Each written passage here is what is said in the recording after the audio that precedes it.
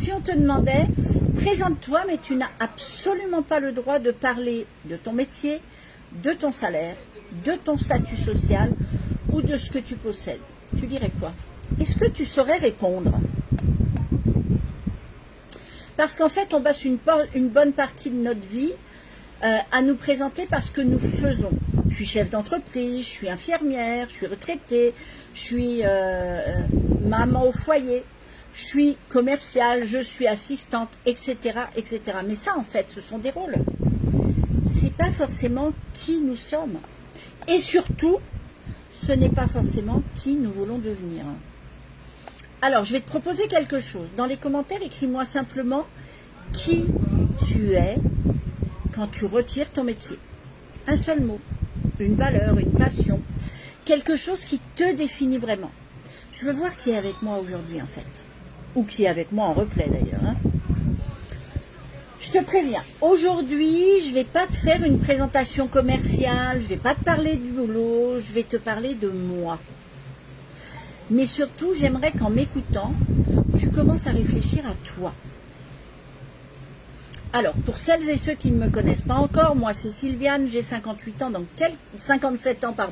dans quelques jours 58, je vis en Guadeloupe, je suis mariée à Denis, j'aime les voyages, les rencontres, les animaux, la nature, et je peux refaire le monde pendant des heures autour d'un bon repas avec des personnes que j'aime bien. Mais ça, finalement, c'est des informations. Alors aujourd'hui, j'ai envie de te parler de ce qui est derrière tout ça. Parce que la Sylviane que tu vois aujourd'hui sur les réseaux, elle n'a pas toujours été celle-là. J'ai connu des périodes financièrement difficiles où tu comptes, tu réfléchis, tu repousses, tu te demandes si je peux te permettre ceci ou cela. J'ai même été en surendettement. J'ai connu des périodes où émotionnellement, c'était pas simple non plus. Émotionnellement pour moi, émotionnellement par rapport au boulot, émotionnellement par rapport à mon couple. J'ai été en très gros burn-out par rapport au boulot. J'ai eu beaucoup de mal à m'en relever, mais je me suis relevée. J'ai eu un moment donné où, avec mon mari, ça a été très très difficile. Mais pareil, on s'en est relevé et on en est encore plus fort. Et un jour, j'ai compris une chose en fait. En fait, j'ai frôlé la mort. Et à ce moment-là, j'ai compris que je ne voulais pas simplement survivre ma vie, mais que je voulais absolument la vivre. Attention, je ne te dis pas que tout est devenu facile du jour au lendemain, juste en claquant des doigts. Hein. Non, ça ne marche pas ça. Ça marche que dans les films et que dans Joséphine. Je te dis simplement que j'ai commencé à regarder ma vie avec une autre question.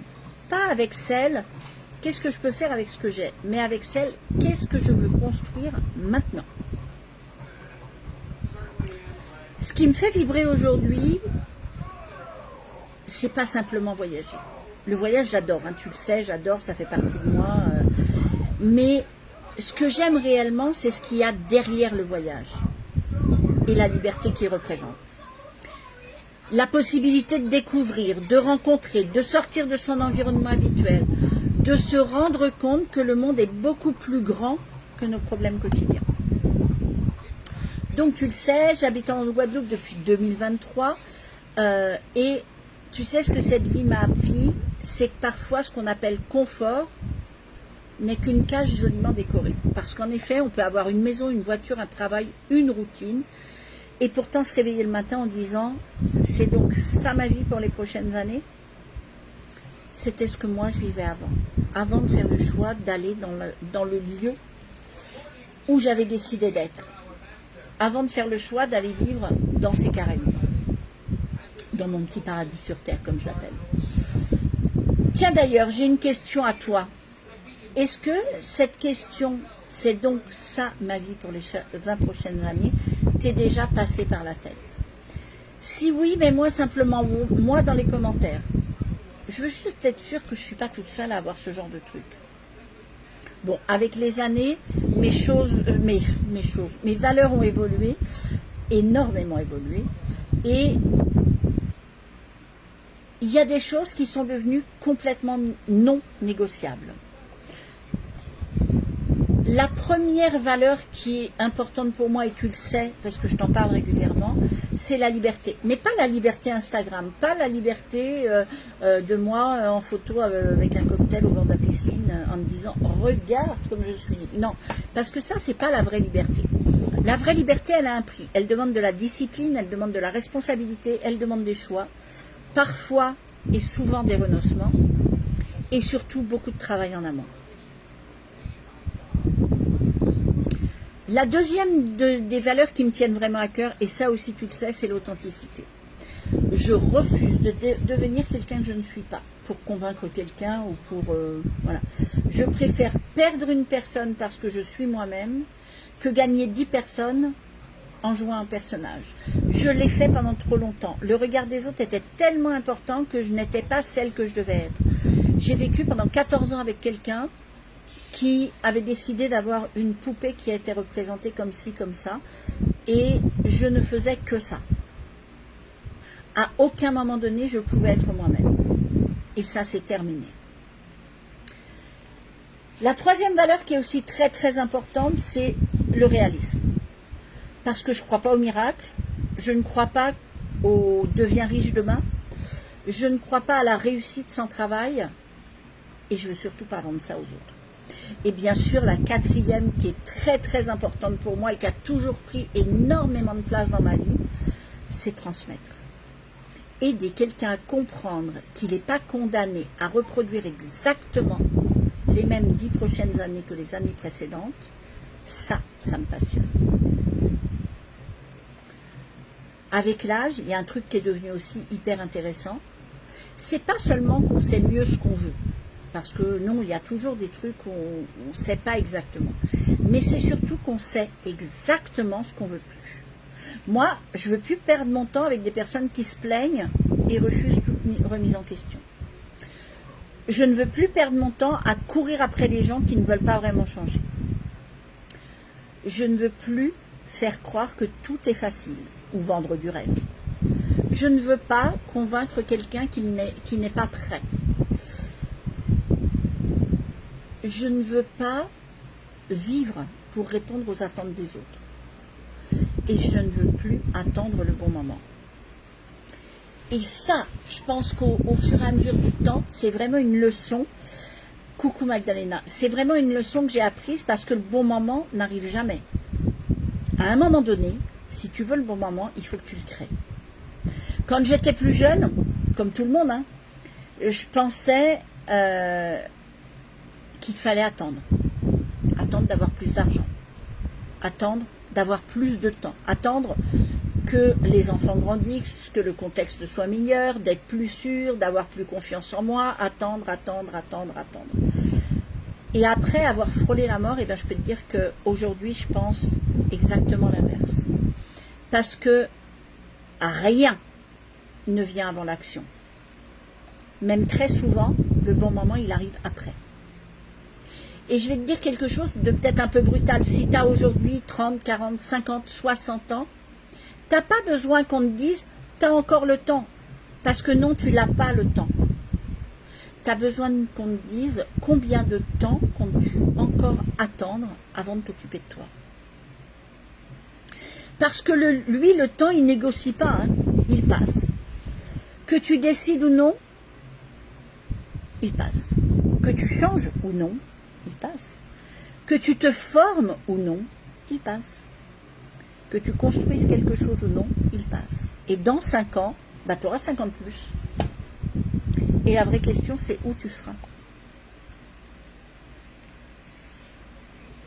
Alors, je te parle beaucoup de liberté, mais je vais être claire, la liberté, ce n'est pas l'absence de contraintes. C'est la capacité de choisir ses contraintes. Alors, je suppose que, par exemple, tu penses que vivre en Guadeloupe, voyager, construire son activité, être autonome, avoir davantage de liberté, ça, c'est uniquement le côté carte postale. Parce qu'il y a aussi la discipline de travailler, bah oui, il faut travailler, la discipline de s'organiser pour avoir un revenu qui te permet de payer tes charges, ton loyer, de faire tes courses, de pouvoir t'alimenter. Il y a les responsabilités, tu as choisi de partir, tu ne peux pas tout le temps te plaindre, attends je bois un coup parce que j'ai soif, tu as choisi de partir, tu ne peux pas tout le temps te plaindre et dire ouais mais bon quand j'étais là-bas c'était mieux, ouais mais bon moi là où je suis je ne peux pas faire ça, ouais mais bon tu vois par exemple régulièrement j'ai des coupures d'électricité, j'ai des coupures d'internet, Je travaille sur Internet puisque je travaille en réseau et je travaille en relation avec les autres drôles de dames, Magdalena et Céline. Et il y a eu des fois où, à cause de moi, elles ont été obligées d'annuler le live qu'on fait régulièrement toutes les trois parce que moi, je n'avais pas de connexion Internet. Et qu'on s'est dit que quand on faisait le truc sur les drôles de dames, c'était à 3 ou pas du tout. Donc voilà, il y a ces impératifs-là. Il y a les impératifs de temps en temps, on n'a pas d'eau. Voilà, on n'a pas d'eau au robinet qui coule. Oui, oui, ça arrive, même encore aujourd'hui en 2026. Il y a l'eau du robinet, tu ne peux pas la boire comme ça parce qu'il y a le chlordécone.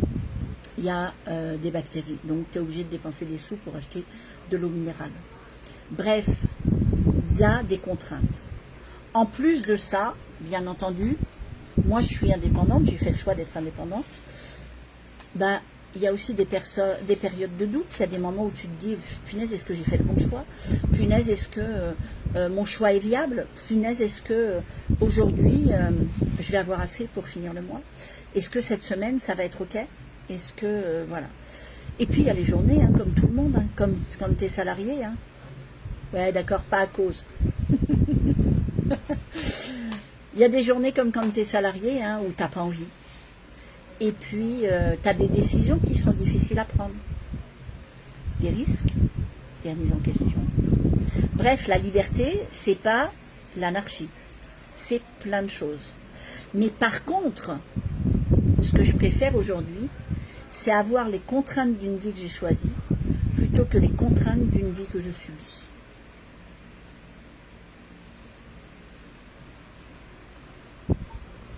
Et ça, pour moi, c'est la vraie liberté. Et oui, en effet, c'est des impératifs de la vie, c'est des imprévus, Magdalena, je suis d'accord avec toi.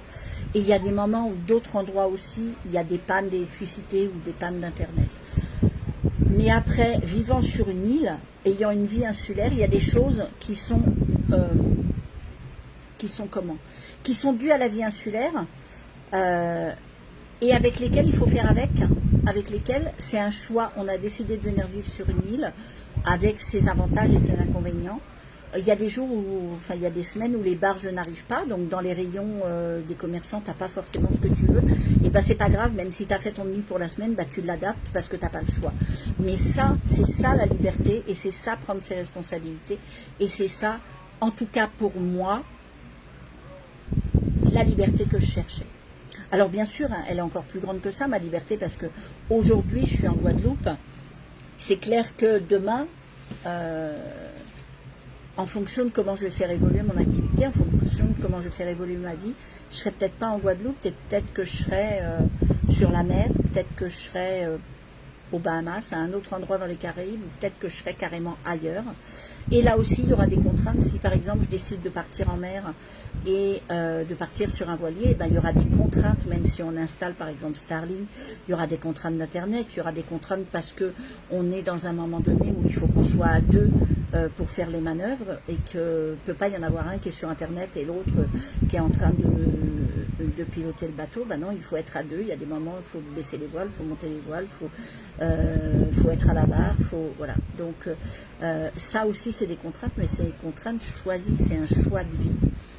Et puis bien sûr il y aura les moments où je serai en voyage avec mes copines, où je serai en voyage avec mes collègues de cette super aventure, de ce super club de voyage privé. Et ça, voilà, c'est des choses que je pourrais pas. Il y a des contraintes positives, il y a des contraintes négatives. Et ça dans tous les moments de la vie. Et la liberté n'est pas en dehors de ça. Alors moi, j'ai 3 questions que je t'invite à te poser régulièrement. D'ailleurs, note-les. Ne te contente pas de les écouter, note-les. La première, c'est si rien ne change dans ta vie pendant les 5 prochaines années, est-ce que cette vie te convient vraiment? Pas demain, pas dans 10 ans, 5 ans. Est-ce que ta réponse te fait plaisir? Est-ce que tu es content? Ou est-ce qu'elle te fait un petit pincement? La deuxième question, qu'est-ce que tu reportes depuis trop longtemps? Une formation, un projet, une activité, un voyage, une décision, une conversation?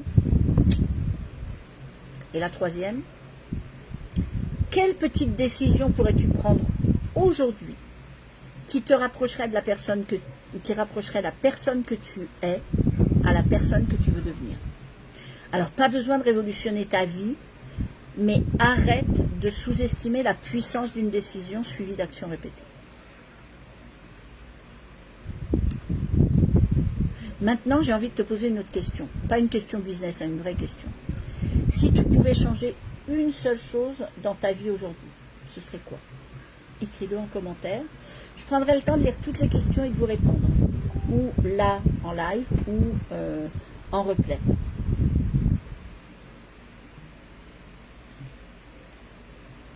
En fait, j'espère que aujourd'hui, avec ce live,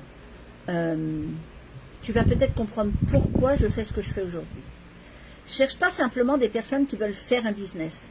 Ce qui m'intéresse, ce sont des personnes qui disent « je veux construire quelque chose de différent pour la suite ». Alors peut-être financièrement, peut-être professionnellement, peut-être personnellement, peut-être simplement parce qu'elles veulent retrouver du choix dans leur vie. Et je vais être aussi très, très, très claire. Ce que je construis n'est pas pour tout le monde. Et je ne veux surtout pas que ce soit pour tout le monde. Alors, et qui ça s'adresse? Particulièrement à ceux qui ont envie d'apprendre, qui sont capables de se remettre en question quand même, qui comprennent que rien ne tombe du ciel, qui sont prêts à agir, qui veulent être accompagnés mais un accompagnement pour leur permettre de devenir autonomes, qui aiment les relations humaines et surtout qui veulent regarder leur avenir autrement. Donc, tu as bien compris que si tu cherches une solution magique, si tu cherches de l'argent sans travail, si tu cherches quelqu'un qui va faire le boulot à ta place, si tu cherches une méthode miracle, ou simplement regarder les autres réussir pendant que tu attends, franchement, c'est pas pour toi. Et c'est pas grave. Il y a autre chose qui est fait pour toi. Par contre, si dans ce que je viens de dire aujourd'hui, ça t'a fait réfléchir, tu t'es reconnu, tu as pensé à quelqu'un autour de toi, ou tu as reconnu quelqu'un autour de toi, si à un moment donné tu t'es dit « Attends, si je pouvais réellement construire quelque chose de différent », alors reste pas avec cette pensée. Reste pas avec cette idée de ça pourrait correspondre à cette personne. Prends le temps de partager ou prends le temps de venir me voir. Envoie-moi simplement un mot liberté en message privé. Je ne vais pas te sauter dessus avec un argument commercial, ce n'est pas le but du jeu. Ce que je veux, c'est qu'on puisse discuter, que je comprenne où tu en es, ce que tu recherches, ce que tu veux pour la suite. Et là, on verra ensemble si ce que je fais peut avoir du sens pour toi. Ou pas d'ailleurs. Je préfère une personne qui me dit c'est pas pour moi après avoir compris comment ça fonctionne, plutôt qu'une personne qui dit oui sans savoir pourquoi.